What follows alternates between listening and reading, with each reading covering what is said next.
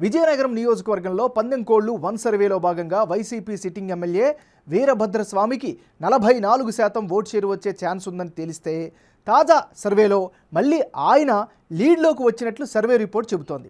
పందెంకోళ్లు 2 సర్వేలో 46% vote share వచ్చే chance ఉందని తెలుస్తోంది. మరోవైపు తెలుగుదేశం పార్టీ అభ్యర్థి అదితి విజయలక్ష్మికి గత సర్వేలో 48% ఓటు షేరు, తాజా సర్వేలో 3% తగ్గి 45% ఓటు షేరు వచ్చే ఛాన్స్ ఉన్నట్లుగా తెలుస్తోంది.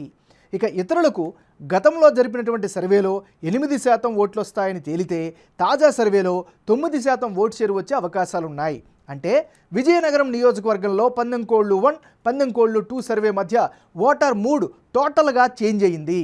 గత సర్వేలో టీడీపీ అభ్యర్థికి ఎడ్జ్ కనిపిస్తే తాజా సర్వేలో వైసీపీ అభ్యర్థి సిట్టింగ్ ఎమ్మెల్యే కోలగట్ల వీరభద్రస్వామికి మళ్ళీ ఫామ్లోకి వచ్చేశారు. దీంతో తాజా అంచనాల ప్రకారం విజయనగరంలో వైసీపీ అభ్యర్థికే గెలుపు అవకాశాలు ఉన్నట్లు బిగ్ టీవీ సర్వేలో తెలుస్తోంది. అయితే ఇద్దరి మధ్య కేవలం 1% ఓట్ల తేడా ఉండడంతో పోలింగ్ తేదీ నాటికి ఏదైనా జరగచ్చు. తటస్థ ఓటర్లు అలాగే తక్కువ సంఖ్యలో ఉన్న కాపు కమ్యూనిటీ విజయనగరంలో అభ్యర్థుల గెలుపు ఓటములను డిసైడ్ చేసే ఛాన్సెస్ ఎక్కువగా కనిపిస్తున్నాయి.